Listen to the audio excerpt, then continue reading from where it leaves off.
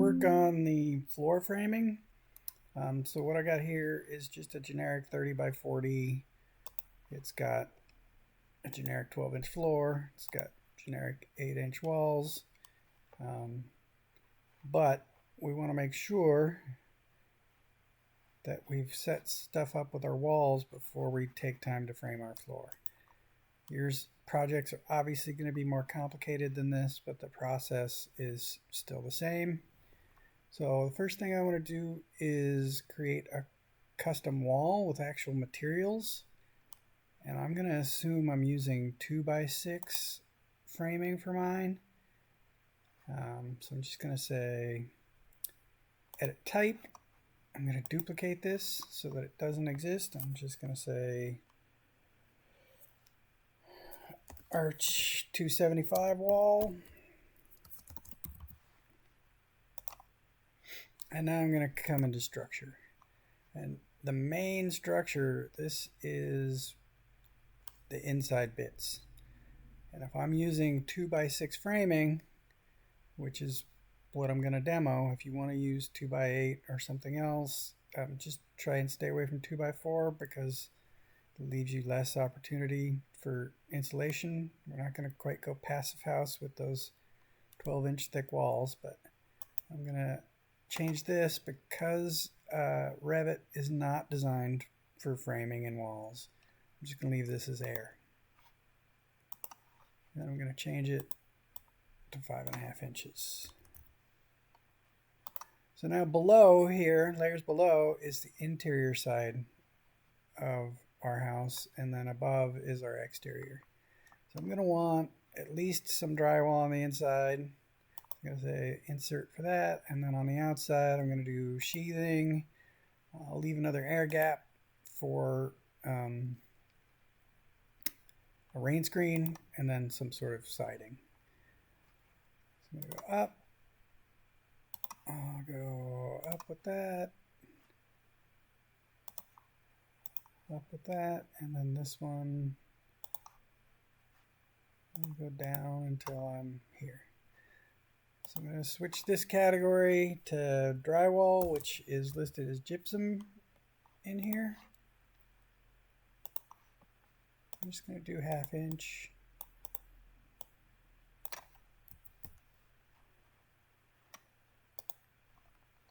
And now I'm going to change this to finish number 2. Up here, I'm going to do substrate. I'm going to call it, we don't have OSB in here. You can create one later if you want. I'm just going to use plywood as my sheathing. And again, I'll just go with 1/2 inch for this. If you want to do something more like a zip system that has the insulation as part of the sheathing, go ahead. Just check their website and figure out which R value you want and create the appropriate thickness. I'm going to call this a thermal air layer. I'm going to make it air again.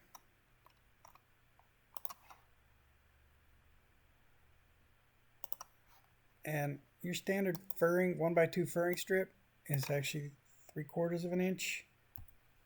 So I'm going to make that 3/4 of an inch. And then my finish 1 is going to be some sort of siding. I'm just going to see, what do we have here? Cherry, sash. Just going to say wood planks for now. No, that's more flooring. Right, I'm just going to stick with cherry. I'll do something else later.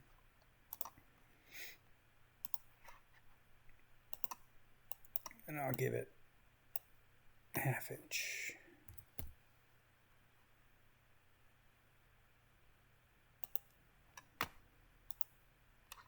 Right, and click apply. Okay. And now from my level 1 view, if I'm on fine detail here, so if I'm on coarse, I'm not going to see any of this. It's just going to look like a regular wall. And even on medium, medium works. I'm going to leave it on fine though. Now I just need to select these other three and change those from the generic to, what did we just call this? Arch 275 wall. Now I can edit my floor. Because if you remember from the book, the framing goes to the edge and sits on top of our subfloor, but all the sheathing, any rain screen, any siding actually extends beyond, and it goes down and covers the rim joist. So that's why you never actually see any of that as you're walking down the street looking at houses. So I'm gonna go ahead, highlight everything. I'm gonna use the filter, and I'm gonna uncheck walls. So there's just my floor.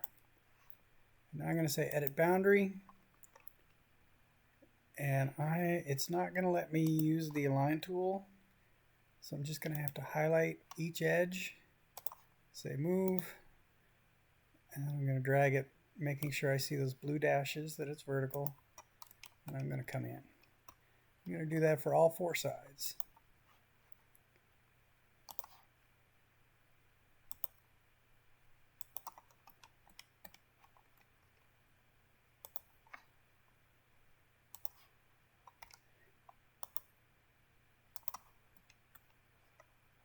And your walls, make them the way you want them based on the building you're creating as your dream home. Don't worry about matching exactly what I'm doing here. So now I've got it so that all my framing will sit on top of my subfloor. My drywall will be inside, everything else outside. All right, I'm going to go to a south elevation. And now you can see if I come, if I go to wireframe, nope, it's still not going to show me. It's doing this weird graphic thing where it assumes it's going to show the surface. If I broke this into parts, it would show them to me, but I don't want to do that just yet. So instead, I'm going to come into level 1. I'm going to do section cut. And now if I come to my section, go back to fine, now you'll see it lines up. All right, so now we're going to deal with the floor itself. This is just a generic 12-inch. Most of what we're going to do is going to be a layer of air. The only thing we're actually going to have as a material is the first 3/4 of an inch are going to be plywood sheathing again. So I'm going to go to edit type. I'm going to duplicate it first. And just call it Arch 275 floor, because I'm creative like that. And now I'm going to edit it. My structure is going to be, so I'm going to have a 2x8, which is only 7 1/4, and then I'm going to have a 2x6 sill plate, which is 1.5 inches. So I'm going to go with 8.75 inches of air.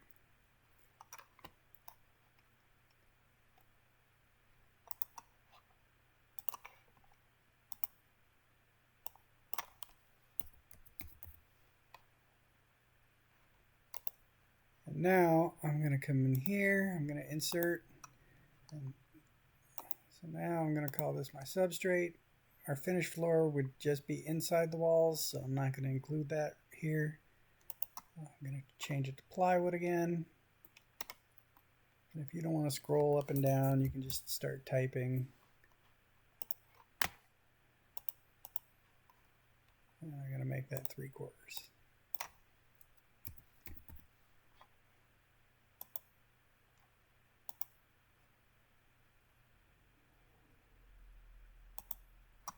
And now you can see it just shrank a little. So I've got my subfloor. I need to make a rim joist and a sill plate in here. I'm going to come to my level 1. And the first thing I want to do is I want to change my view range here. And I want to make sure I go to the level below, and that'll let me see the stuff I'm doing. So I have already downloaded some of this stuff, but not all of it.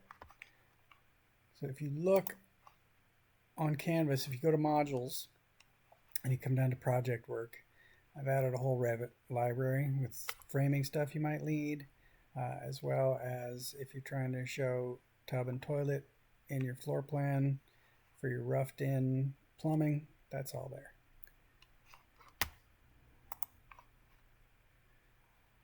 So I'm going to come into Structure tab now. We work in Architecture tab a lot. Structure is where we're going to get the stuff I downloaded from Canvas. I'm going to say beam, and the 2x6 bottom top plate is what we're going to use for, well, our bottom and top plates, but also our sill seal. Before I put that in though, I want to make a 2x8 rim joist, and I'm going to give it a Z offset of -3/4 inches because I want it to sit below that floor. So if I say -0.75, now it knows when I draw this that I'm actually starting below. And it sadly won't give me anything to snap to start, but I can fix that later. Now, I don't know where it's going to land exactly, so I'm going to just draw it first, and then I'll use my section cut to move it where I want it.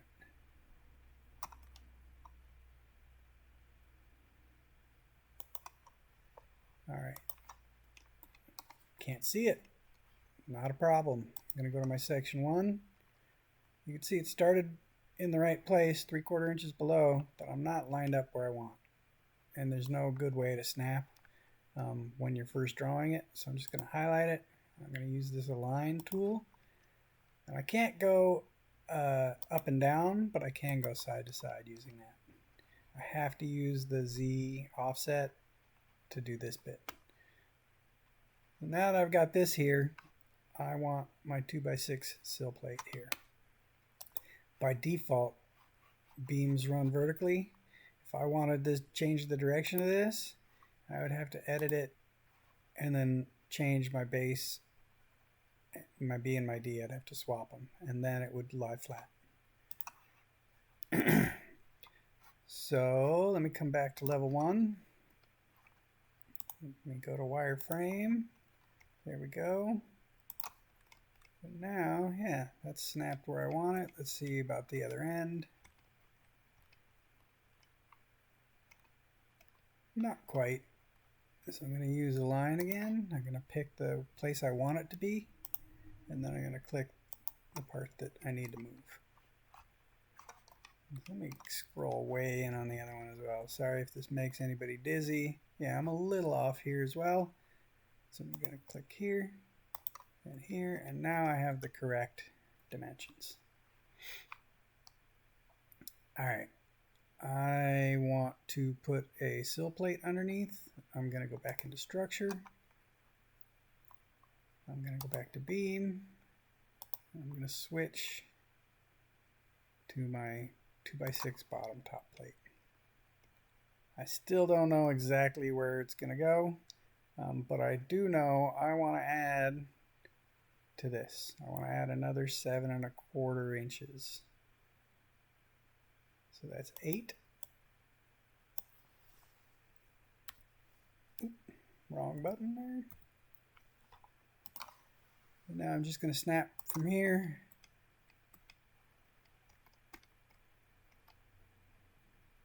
Snap to here. And go back to my section cut. If you see that message, just ignore it. Now you can see we're way off here, and that's all right. I'm just going to come click on it. I'll use the line, and I'll pick this face. This is where I want it, the edge to be, and then I'll pick the edge that I need to move. All right, I have a subfloor, one of my rim joists, and one of my sill plates. I want to mirror this to the other side. So I'm just going to pick my rim joist.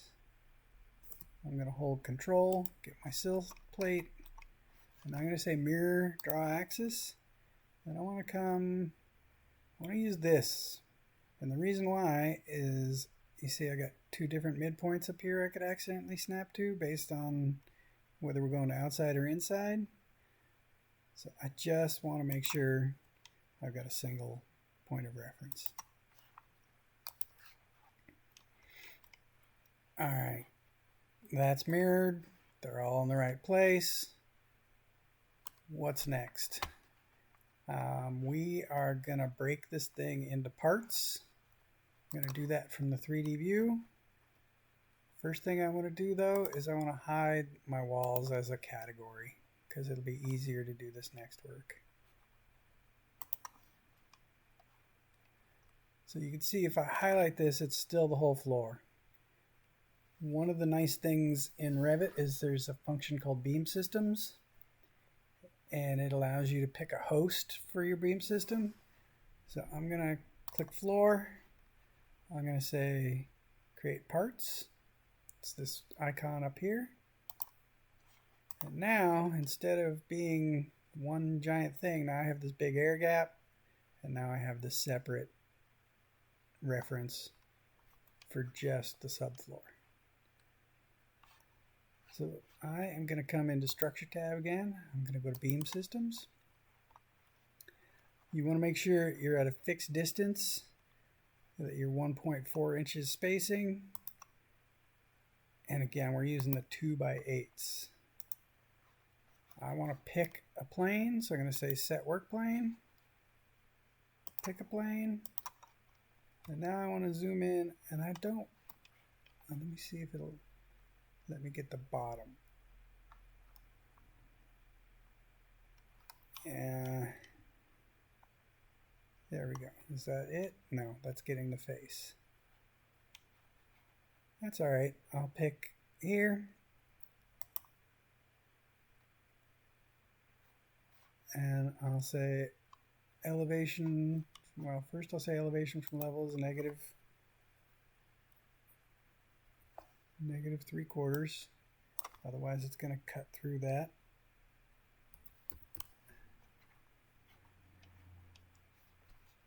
And now I'm going to draw a rectangle.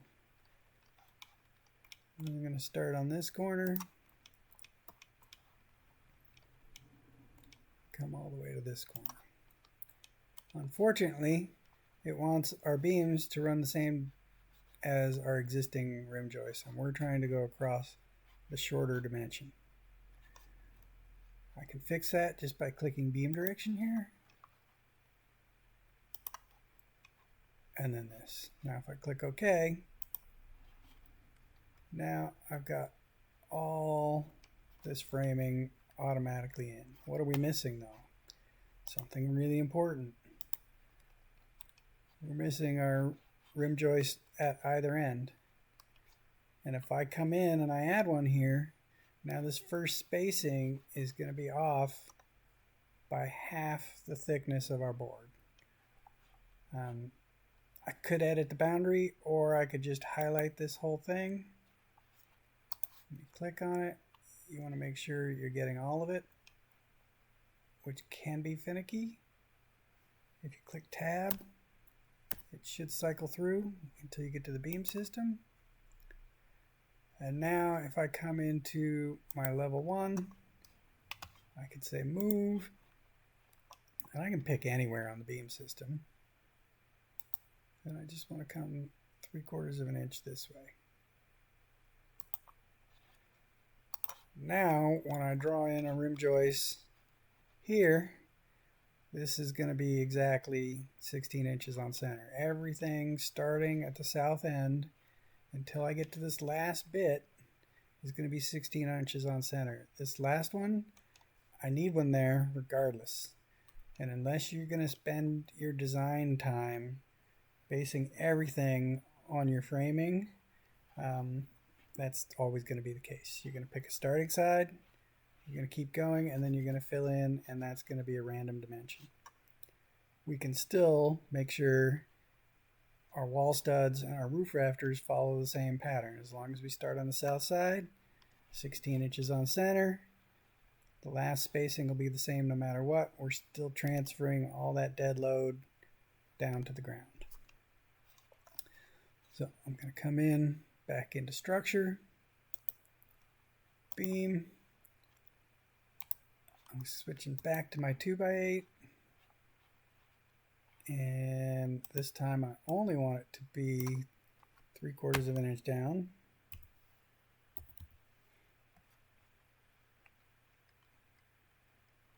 And I'm going to leave mine short on purpose, because if I start right on the edge here, what's going to happen is Revit is going to connect them and overlap. But if I leave it short on purpose, I can just use the align tool later. And I can come all the way to here. No, it already did it. I got too close. That's all right. So let's see if it'll let me use the align tool for the edge. No, that's fine. I'm going to say move. I'm going to pick. Hang on, let me do this again. Make sure I've got the right one. No, that's wall. Here we go. I'm going to say move. And now I'm going to pick this corner and come up vertically until I snap here. Now I want to drag this end, because what I've done is and I didn't go far enough, did I? Yeah, I haven't come inside the sheathing yet.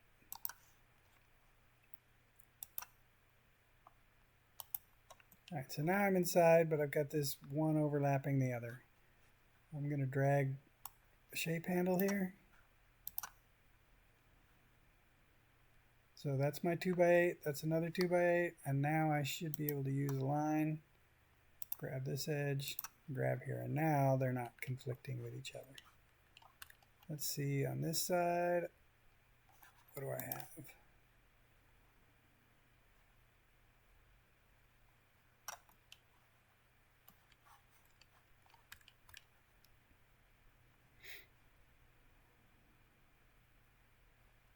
And it's wanting to grab other parts. I want to keep going until I get just the 2x8. It's not playing nice. So if it's being weird, oh,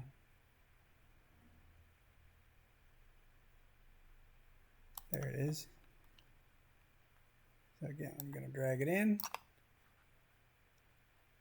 And now I'm just going to use the align. I'm going to pick where I want it to be. Pick this. All right, now I can just move the whole thing.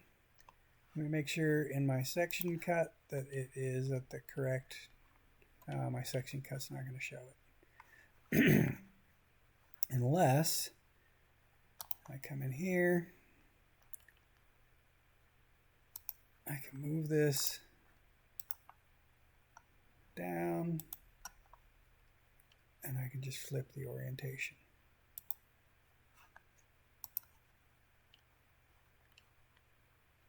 Now it should show me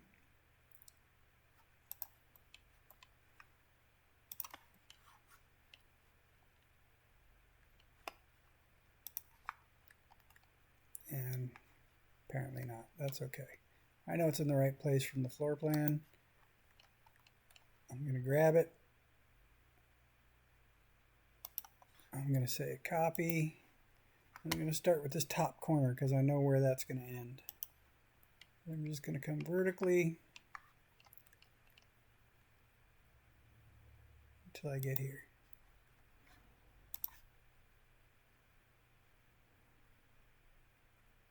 All right, so now this is sandwiched in between. It's the same as all these others. This distance is off.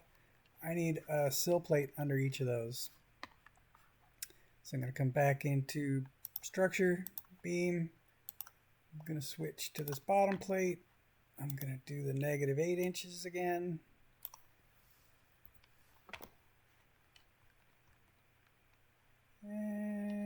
don't know exactly where it's going to land, so I'm just going to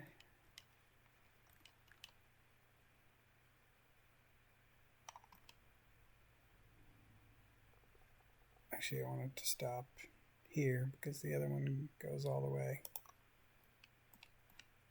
Yeah.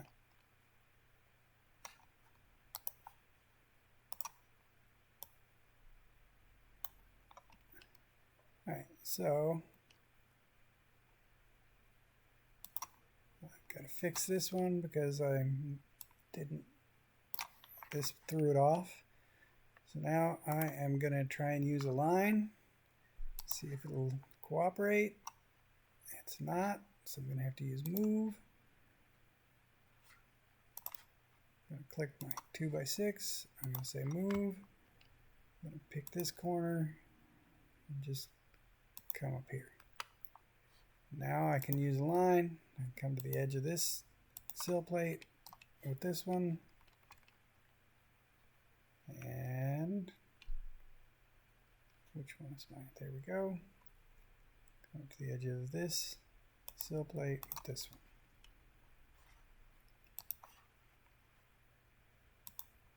Now I can copy this again. So copy, just come straight up this line, making sure I'm vertical until I land here. Almost done, home stretch here. This is what we look like. We've got rim joists, we've got sill plates, but our 2x8s spanning 30 feet is not really going to work out. Unfortunately, I think we max out at 14 feet for these before we need some sort of girder in there. So play around depending on yours, you know, you'll make your own decisions. I'm gonna, standard spacing would be 12, but then we'd have this really narrow middle. I'm gonna see what 10 feet looks like. So I'm just gonna start with a model line, and I'm gonna come from the edge of where it has something to sit on.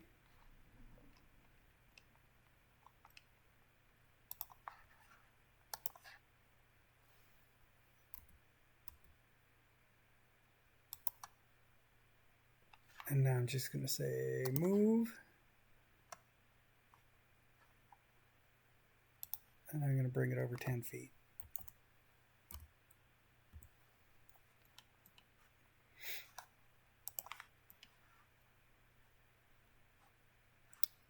All right, let's see. Now I'm going to mirror this, draw axis. I'm going to find the midpoint again. So yeah, if I did 10 feet, it would look something like this. I currently have not downloaded those, so I'm going to show you that process. Well, I downloaded it to my computer. I just haven't inserted it yet. So if you're trying to insert a family, you're going to come to Insert, Load Family, and I got this glue lamp here.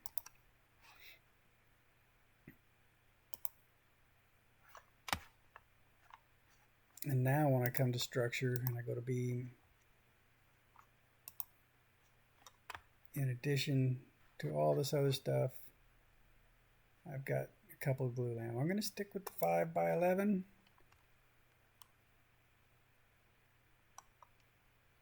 And it is going to basically line up with the top of your sill seal. So I'm going to start from here. I'm not going to come all the way over.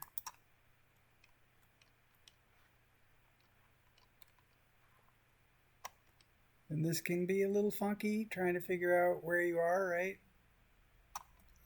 I'm still, yeah. And if I need to move it later, I can. So I've got it in place.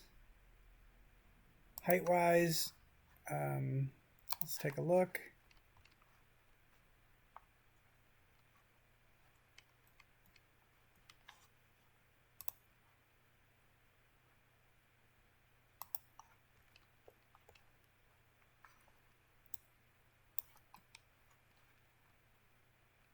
Yeah, let me go to my section cut. It's a little tall. We're going to bring it down. Actually, yeah, we want it to line up with our sill seal. That might be just right. Hey, Revit did something smart. All right, so now I'm going to highlight this. I'm going to come back into my level 1. And I'm going to copy this from this model line straight over to this model line. I do not have lolly columns downloaded yet. I will get those on Canvas and in this model, because just like we need supports for these 2x8s because they can't handle the span, we also need supports running underneath our girder through the slab to make sure everything stays structurally sound. All right, next video will be specifically on wall framing, including openings for windows and doors.